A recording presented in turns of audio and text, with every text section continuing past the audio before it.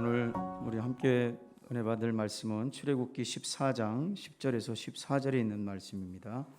출애굽기 14장 10절에서 14절까지의 말씀입니다.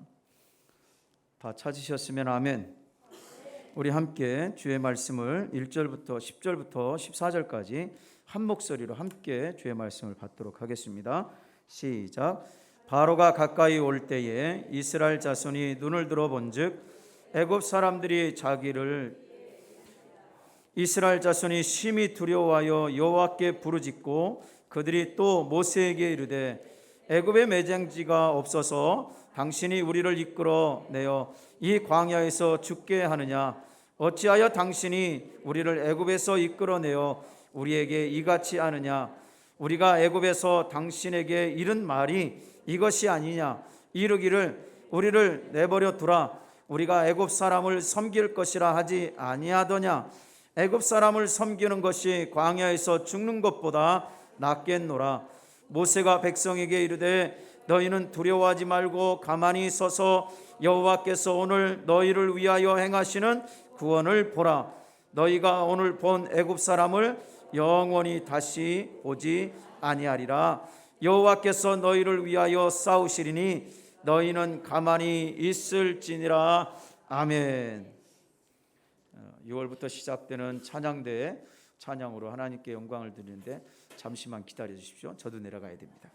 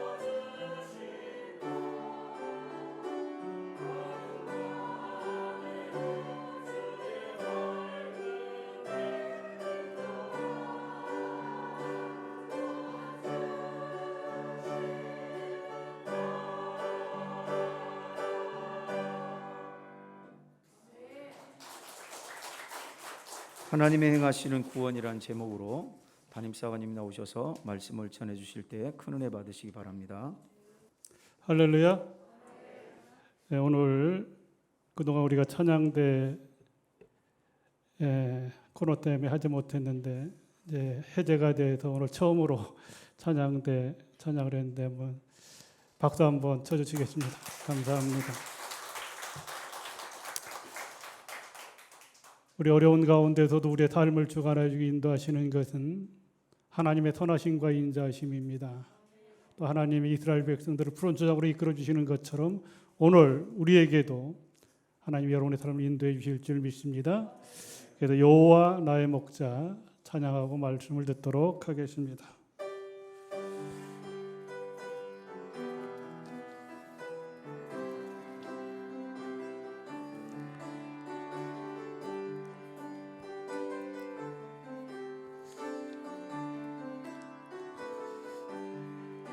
여호와 나의 목자 내게 부족 없네.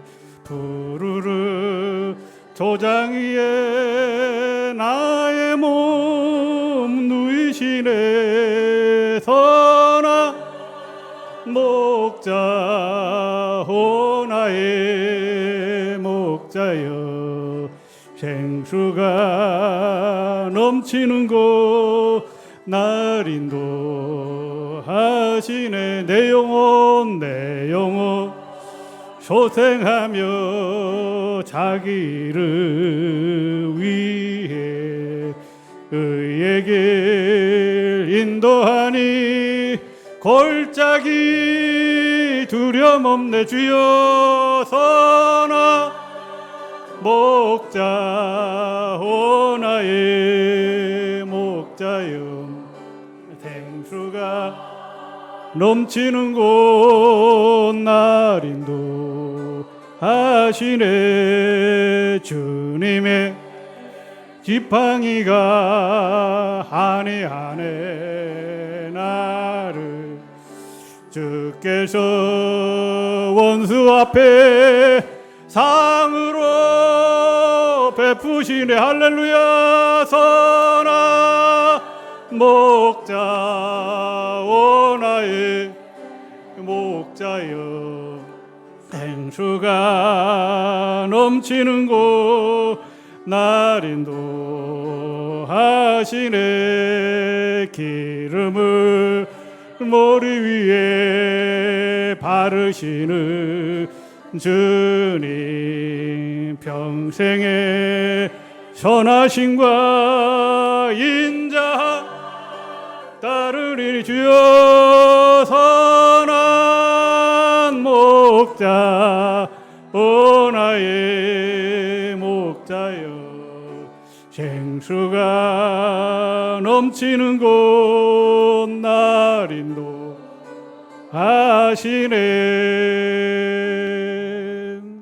할렐루야. 우리 옆에 분들이 당신은 소중한 사람입니다. 한번 인사하겠습니다.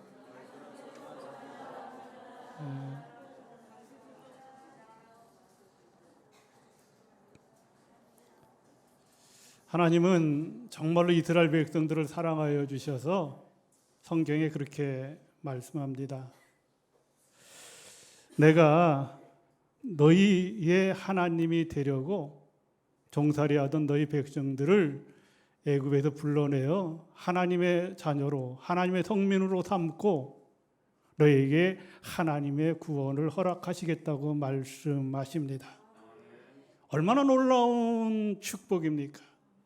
종살이에서 아무런 희망도 없는 백성들을 불러내셔서 그들을 하나님의 성민으로 삼아주시고 축복해 주시고 영생을 얻을 수 있도록 구원을 허락해 주셨습니다. 오늘 성경 말씀에 보면 하나님이 행하시는 이 구원의 역사, 이 놀라운 말씀입니다. 그런데 우리가 말씀을 읽었지만 그렇게 놀라운 은총을 하나님께서 우리 인생들에게, 저와 여러분들에게 베풀기를 원하지만 또 이스라엘 백성들은 광야에서 조금 힘들다고 해서 광야로 돌아가려고 하고 옛 생활로 돌아가려고 하고 왜 우리를 이끌어내어서 광야에서 죽게 하느냐고 불평하는 것이 우리의 인생입니다. 사랑하는 여러분, 분명히 하나님은 우리에게 구원을 주시고 영생을 주셨습니다. 우리가 살면서 여러 가지 서름이 있는데 여러분들이 그렇게 얘기합니다. 어느 서름이 가장 크냐? 어떤 사람은 뭐니 해도 먹지 못하는 배고픈 서름이 가장 크다. 그렇죠. 배고픈 서름. 지금 우리가 살만하잖아요. 여러분 먹지 못해서 뭐 힘든 사람이 있겠지만 그래도 여러분 삼시세끼 배불리 먹을 수 있으니 감사한 겁니다. 할렐루야. 또 어떤 사람은 배고픈 서름도 서름이지만 집 없는 서름도 크다고 얘기합니다. 전세를 사는데 나가라고 하고 월세를 사는데 나가라고 할 때 집 없는 배고픈 서름도 크지만 집 없는 서름도 크지만 더 큰 서름은 나라 없는 서름입니다. 할렐루야. 나라를 잃어버릴 때 지금 우리가 우크라이나 전쟁을 하고 있지만 그 많은 사람들이 얼마나 고생을 합니까? 얼마나 고통을 당하고 있습니까? 이런 서름이 크지만 우리가 신앙적으로 보면 내가 하나님을 알지 못해서 영원한 천국에 갈 수가 있는데 영원한 축복을 받을 수가 있는데 그 구원의 길을 알지 못해서 구원받지 못하고 우리가 지옥 간다면 그보다 더 큰 슬픔이 없을 줄 믿습니다. 우리가 50일 전도운동 성령 강림주일이라고 말씀합니다. 바로 성령님이 우리에게 마가의 다락방에 역사해 주셔서 성령님이 우리 마음속에 임재하지 않으면 하나님을 알 수가 없어요. 성령이 내 마음속에 있기 때문에 예수 그리스도가 구세주가 되고 예수 그리스도가 나를 위해 십자가를 지셨구나 하는 것을 깨닫게 되는 거예요. 그리고 전능하신 하나님, 우주만을 창조하신 그 하나님을 찬양하고 부르짖는 것은 내 마음속에 보혜사 성령님이 오셨기 때문에 우리가 이 한 시간도 아멘도 하고 찬양도 하고 예배드릴 수 있는 겁니다. 신인환 선교사라고 하는 분이 계신데 그분은 저 아프리카 부룬디라고 혹시 아시는 분이 있어요? 부룬디? 저도 처음 들어본 이름 중에 하나인데 세계에서 가장 어려운 나라, 가장 가난한 나라 세 번째 드는 나라라고 그래요. 그러니까 아프리카에 얼마나 힘들고 어려워요. 그분들에게 가서 특별히 복음을 전하는데 특별히 한센병 옛날로 보면 문둥병 이런 고통당하는 사람들에게 가서 복음을 전하고 아픔을 치료해 주는 그런 일을 하는 겁니다. 근데 이분이 그런 일을 하다가 간이 좋지 않아서 간암 수술을 받았습니다. 한국에 수술을 받았는데 몸을 움직이면 안 되는데 그래도 또 여러 가지 다른 부위도 좋지 않은 그런 상황인데 병상에서 일어나서 다 치유되지도 않았는데 나는 아프리카 부룬디 가야 된다. 그 많은 아이들, 그 고통받는 아이들 한 생명이라도 그들에게 희망을 주고 그들에게 구원을 지켜줘야 나의 사명인데 내가 몸이 조금 아프다고 내가 이곳에 누워있을 수 없다. 그래서 나는 그곳에 가서 선교를 해야 된다고 하는 이뿐만 아니라 많은 선교사들이 정말로 나하고 아무런 상관이 없는 나라 문화도 다르고 환경도 다르고 그렇지만 그들에게 가서 하나님의 복음을 전하고 그들에게 의술을 가르치고 그들에게 학교를 세워서 그들이 사람답게 가치 있게 인간답게 살 수 있도록 자기 몸을 온전히 희생하는 자기의 생명을 온전히 드리는 그런 선교사들이 있기 때문에 오늘도 이 세계가 공존하고 우리나라도 세계 선교사를 보내서 오늘 우리가 이렇게 살아갈 수가 있는 것입니다. 여러분, 우리가 여러 가지 인생을 살다 보면 많이 어려운 일들이 많이 있습니다. 위기가 닥쳐옵니다. 자연적인 위기, 산불도 막 나잖아요. 그렇죠? 때로는 이제 조금 이제 여름이 오면 태풍도 불어오잖아요. 이런 위기가 우리에게 누구에게나 옵니다. 이런 위기가 올 때 그런 위기 관리를 어떻게 잘하느냐, 그게 중요합니다. 여러분의 건강 관리 아까도 얘기했지만 잘해야 되잖아요. 위가 안 좋을 때가 있습니다. 혈압이 나쁠 때가 있습니다. 여러 가지 저도 이렇게 찍어보면 이게 안 좋다, 고지혈이 있다, 안 좋다, 여러 가지를 얘기합니다. 이 위기 관리, 건강 관리 잘해야 됩니다. 여러분의 재산 관리 잘해야 되잖아요. 어느 날 잘못하면 집도 날아가고 어느 날 잘못하면 여러 가지 문제가 되잖아요. 근데 보편적으로 건강 관리나 자기 재산 관리는 하지 말라고 해도 그래도 여러분 스스로 잘합니다. 근데 우리 신앙 관리, 신앙에 분명히 위기가 왔는데 오늘 본문의 말씀처럼 이스라엘 백성들이 하나님의 행하시는 구원을 다 허락하여 주시고 그들의 인생을 가나안 땅에 다 보장을 해 주시는데도 불구하고 왜 우리를 애굽에 그냥 두지, 이렇게 이끌어내어서 힘들고 어렵게 하고 어려움을 주느냐고 불평하는 것이 오늘 본문의 내용이잖아요. 오늘 우리는 이 성령 강림주의를 맞이해서 예수 그리스도가 나의 구세주가 되었고 여러분의 하나님이 우주 만물을 창조하시는 우리가 구속은 요리를 했지만 우리 하나님은 창조자 주권자 되시면서 오늘도 여러분의 인생의 모든 것, 머리털 하나 다 세서 발끝까지 이르러 내 생의 모든 것을 다 알고 주관하여 주실 줄 믿습니다. 그런 능력의 하나님, 그런 권능의 하나님이 나의 하나님인데 어떤 게 조금만 이루어지지 아니하면 불평하고 원망하는 것이 우리의 삶이라고 하는 겁니다. 여러분 선거 잘 하셨죠? 6월 1일 날 우리 영문에도 손희택 정교님, 김선옥 부교님 손녀죠. 손혜영 도봉구의 구의원에 당선되었습니다. 박수 한번 쳐주세요. 제가 누가 되고 민주당이 되었다, 국민의힘이 되었다, 제가 그걸 얘기하려고 하는 것이 아니라 참 저는 누가 그것도 코멘트를 하는 그것을 보고 저도 저 광주의 투표율이 37%였습니다. 37%. 대통령 선거할 때는 81%였어요. 그리고 광주의 그 사람들은 단결력도 강해서 투표도 잘하고 또 일찍 하고, 근데 이번에 37%로 줄었습니다. 많은 사람들이 깜짝 놀랐습니다. 다른 데는 다 그래도 50% 이상 다 넘어가는데 광주는 보통 안 돼도 60% 70%를 넘어가는데 37%가 된 거예요. 무슨 얘기입니까? 선거에 참여하지 않은 침묵 선거를 한 겁니다. 그전에는 정말로 선거에 국민의 주권, 나에게 소중한 주권을 행사하기 위해서 아침 일찍 나가서 투표를 했는데 이번에는 많은 사람들이 나가지 않고 선거를 하지 않았습니다. 많은 분들이 정치학자들이 놀랐습니다. 왜 그러지?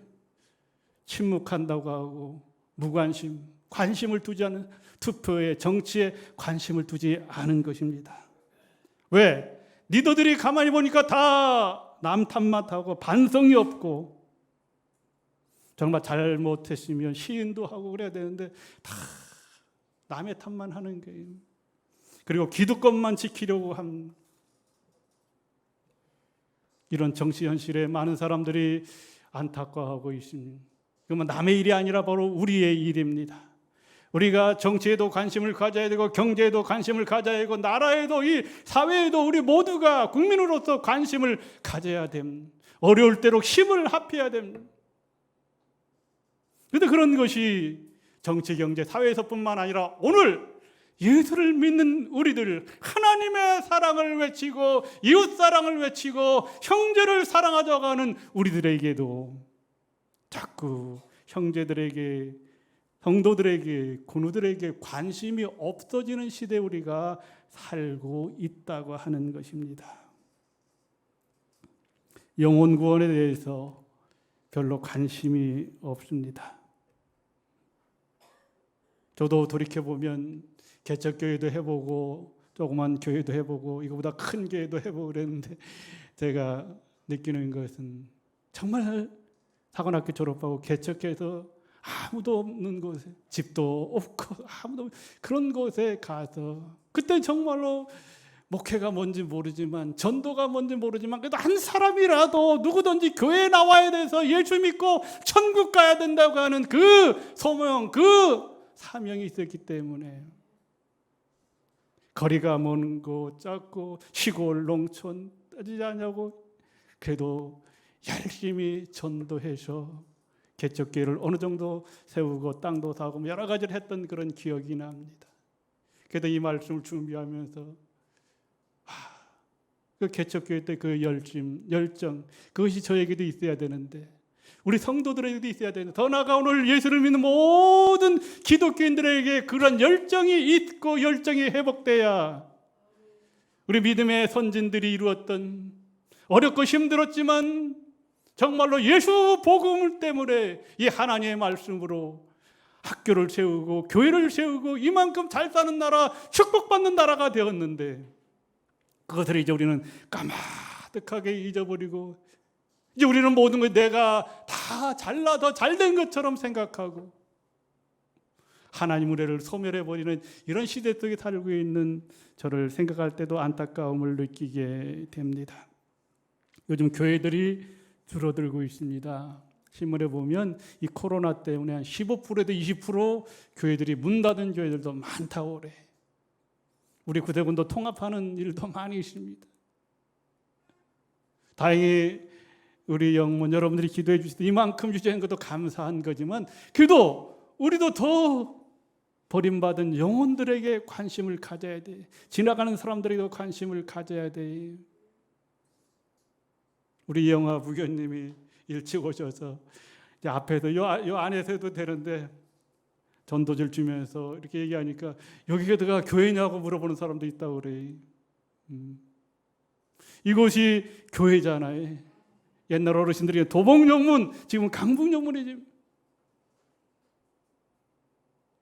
그래도 우리가 부족하지만 더 좋은 일, 더 선한 일, 하나님 원하시는 일이 무엇일까? 그냥 조그만 교회 세워서 그대로 우리가 땅을 넓히고 교회만 짓는 것이 우리의 일인가? 아니면 초대교회처럼 하나님을 모르는 사람들에게 복음을 전파하기 위해서 교육과 친교와 봉사로 나누고 베푸는 이런 선한 일, 너도 이와 같이 하라고 하는 하나님의 말씀에 따라서 하나님의 선한 일에 동참하기 위해서 우리가 지금 복지관과 어린이집의 사역을 감당하고 있습니다. 우리 모두 노력해야 됩니다. 요즘 제가 경제적인 건 잘 모르지만 신문을 보면 요즘 물가가 많이 올라가도 이제 큰일이라고 합니다. 저는 잘 그걸 모르지만 물가가 막 5%가 되고 6%, 여러분은 피부적으로 안 왔는지 모르지만 지금 여러분이 슈퍼 가고 이런 데 다 가면 다 옛날보다 다 많이 올랐죠. 그렇죠? 가루값도 올랐고 식용유값 다 올랐습니다. 그래도 잘 나가는 회사들도 지금 걱정이 많아요. 신문에 보고도 이제 얘기하는 거예요. 삼성의 이재용 회장도 어디에 450억을 투자하면서 그 투자를 하는데 지금 목숨 걸고, 그 사람이 목숨을 건다고 하는 말을 했다고 하는 것은 이게 우리가 심각하게 받아들여야 됩니다. 이재용 어쨌든 지금 반도체 잘 나가는 회사잖아요. 옛날에 이건 회장이 튼튼하게 지금 잘 나가는 회사인데 지금 이 상황 속에서 목숨 걸고 일하지 아니하면 앞으로 어떻게 될지 모른다는, 심각하다고 하는 건 세상이 다 그렇습니다. 우리가 사는 일에 목숨 걸고 해도 될까 말까 하는 이 시대에 우리 신앙이 나태해져서 여러 가지 어려운 일을 당하고 있습니다. 목숨보다 더 소중한 것 없잖아요. 우리가 성령 강림 주일 50일 전도 운동하는 것, 목숨이 가장 소중하기 때문에, 가장 귀하기 때문에 우리가 전도하자고 하는 겁니다. 오늘 출애굽기 14장 10절 14절 특별히 12절에 보면 광야에서 지치자 차라리 애굽으로 돌아갔으면 좋겠다. 이 말씀을 들을 때 하나님의 마음이 얼마나 아프겠어요. 우리를 내버려 두라. 우리가 애굽 사람을 섬길 것이라 하지 아니하더냐. 애굽 사람을 섬기는 것이 광야에서 죽는 것보다 낫겠다. 하나님의 마음이 얼마나 아프시겠어요. 그 종살이에서 430년 동안, 우리 일제 36년 동안도 너무 힘들었는데 우리 민주주의가 됐지만 자유가 없으면 자유를 달라고 외치고 있는 우리인데 얼마나 그래서 정말로 보잘것없는 나라 이스라엘 조그만 나라 그 백성들을 하나님의 선민으로 하나님의 백성으로 삼아주셔서 그들에게 구원을 주시고 그들에게 행할 길을 주시고 너희들은 가만히 있으면 내가 너의 모든 것을 다해 주시겠다고 하나님이 약속하는데도 불구하고 믿었던 이스라엘 백성들은 등을 돌리며 애굽으로 돌아갔으면 좋겠다고 하는 이 말을 들을 때 얼마나 마음이 아프겠지. 우리가 가끔 그런 얘기를 하잖아요. 장마가 졌을 때 어느 사람이 물에 빠졌습니다. 그래서 내가 생명을 아끼자고 그 사람을 다 건져줬는데 감사하다 소리는 안 하고 보따리 있던 보따리 어떻게 왜 보따리 어디 갔냐 보따리 내달라고 그렇게 얘기한다고 하지 않습니까? 그런 것이 오늘 우리의 현실입니다. 그런데 13절에 모세는 백성들에게 이르되 너희는 두려워하지 말고 가만히 서서 여호와께서 오늘 너희를 위하여 행하시는 구원을 보라. 14절에 여호와께 너희를 위하여 싸우시리니 너는 가만히 잠잠히 있을지어다. 하나님의 행하시는 구원을 우리가 바라봐야 됩니다.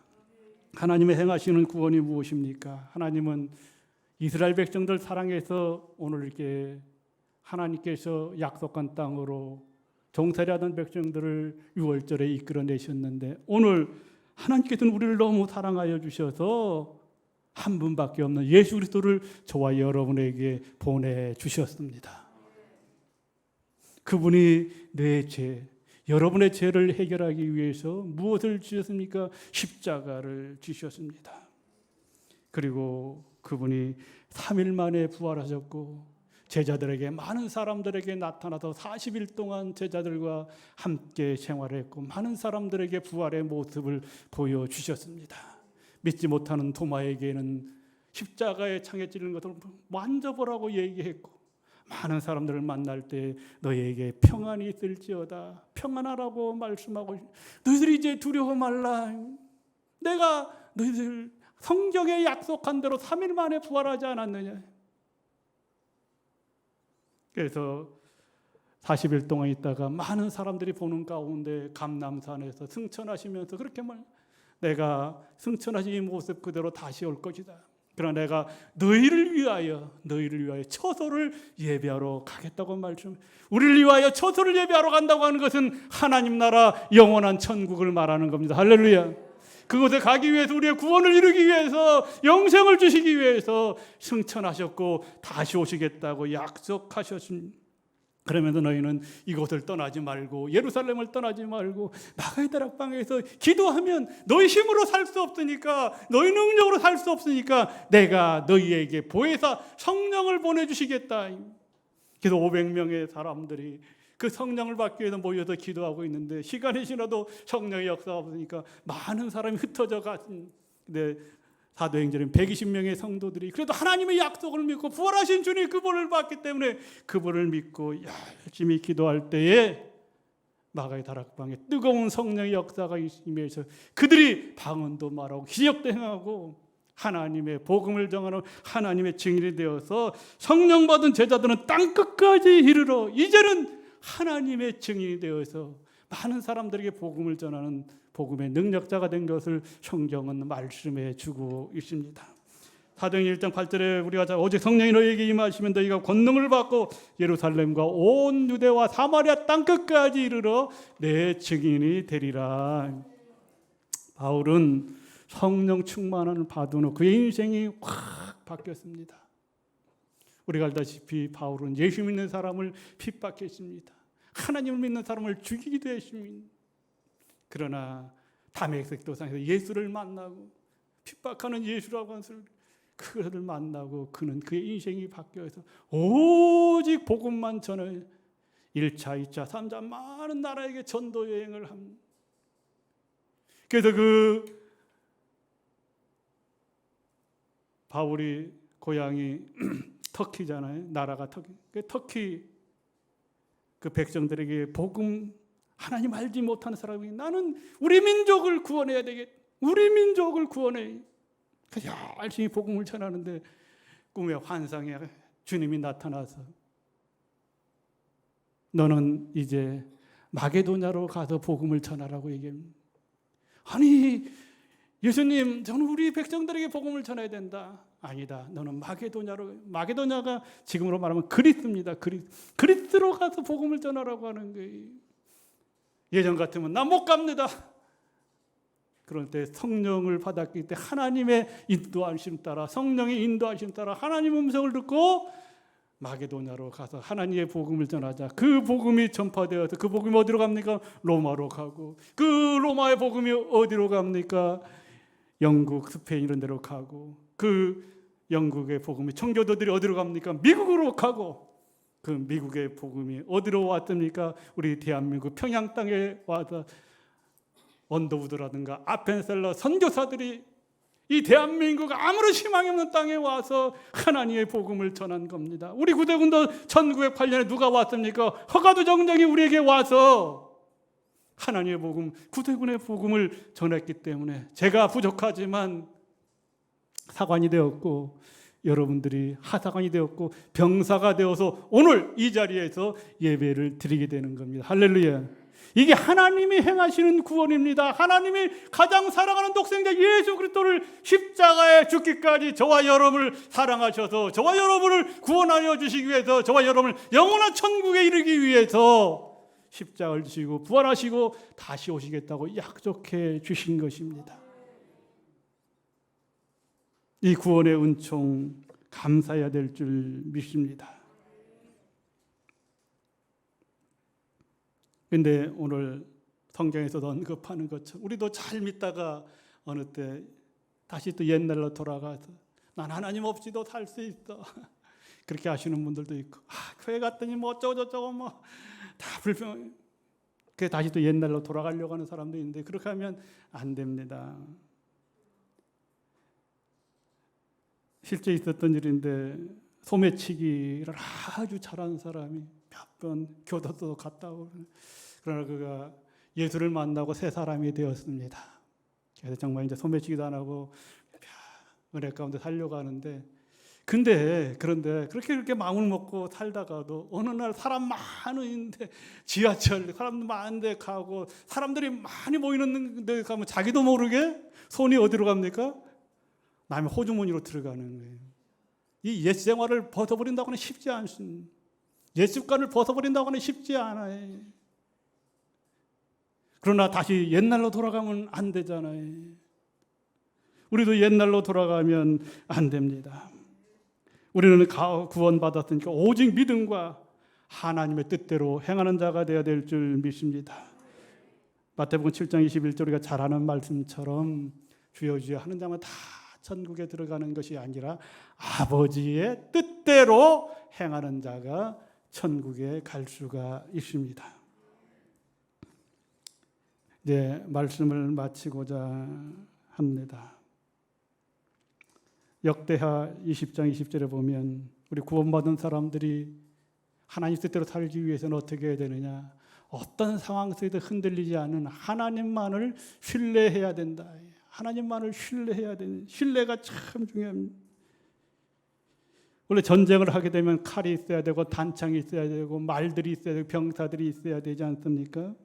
근데 여호사밧이 그렇게 얘기합니다. 온 유대 사람들에게 너희는 하나님을 신뢰하라. 하나님을 의지하라. 그러면 하나님이 너희를 형통하게 해 주시리라. 그래서 이렇게 보면 22절에 보면 뭐 무기가 없으니까 우리로 말하면 찬양대를 조직해서 노래와 22절에 보면 찬양을 시작하니까 병사들아 싸우라 찬양하면 나가니까 성경에 놀라운 일이 벌어집니다. 하나님께서 미리 매복조를 다 매복시켜서 그 암몬 모압 자석을 순식간에 무너뜨리는 놀라운 역사가 일어나는 것을 보게 됩니다. 여러분, 어떤 상황 속에서도 내가 예측하지 못한 하나님이 매복조를 두어서 전쟁에도 승리하게 하는 것처럼 여러분이 전적으로 하나님을 신뢰하면 하나님은 형통하리라고 말씀해 주십니다. 저도 부족하지만 지금까지 모든 삶 힘들고 어렵고 정말로 여러 가지 고통스러운 일도 있었지만 지금까지 내가 하나님을 신뢰한 만큼 하나님은 나를 축복해 주셨습니다. 하나님을 신뢰한 만큼 형통의 은총을 주셨습니다. 신뢰한다고 하는 것이 무엇입니까? 하나님을 가까이 해야 됩니다. 가까이. 요즘은 시대가 좋아져서 문도 자동문이 많잖아요. 자동문이 여기 있으면 멀리 있으면 안 열려요. 그러나 자동문이 여기 있다고 하면 최소한 30cm, 50cm 가야 문이 열리지 않습니까? 자동문, 여러분의 인생이 자동으로 열리는 형통해지는 은혜 무엇입니까? 하나님을 가까이 하면 열릴 줄 믿습니다. 우리 모두 하나님을 가까이 해야 됩니다. 어제 우리 직원이 명동에서 결혼식을 했습니다. 저는 결혼식을 하다가 갑자기 하늘이 밝아지는 거예요. 문이. 야, 이상하다. 갑자기 하늘이 밝아질까? 그랬더니 거기는 보니까 이 천장을 개폐식으로 해서 이제 뭐 리모컨을 눌렀겠죠. 그러니까 하늘이 쫙 열리는 거예요. 어떤 이벤트를 하면 그렇게 열리면 거기다 이제 풍선을 띄우더라고요. 그러니까 리모컨으로 여기 우리 리모컨 하면 내려오는 것처럼 리모컨을 딱 맞춰야 되잖아요. 저기도 이제 맞춰야 이것도 내려오고 열리고 하는 것처럼 그 리모컨도 그 센서에 가까이 접촉이 해야 그 문이 열려지는 것처럼 우리가 하나님을 가까이 해야 닫혔던 것이 열릴 수가 있습니다. 하늘이 열리는 것처럼 말씀이 열리고 기도가 응답되고 찬양의 기쁨이 있을 때, 구원의 확신이 있을 때 우리는 승리하는 인생을 살아갈 수가 있습니다. 그런 은혜가 저와 여러분들이 함께 하시길 주님의 이름으로 축원합니다. 좋으신 하나님 감사합니다. 오늘 성령 강림주를 허락해 주셔서 예수 그리스도를 알게 하여 주시고 구원의 기쁨과 성령 충만함을 허락해 주심을 감사를 드립니다. 우리 모두에게 성령 충만함으로 성령이 임해서 땅끝까지 이르러 하나님의 증인이 되는 우리 강문영문 성도들이 될 수 있도록 축복하여 주시옵소서. 예수 그리스도 이름으로 기도하옵나이다. 아멘.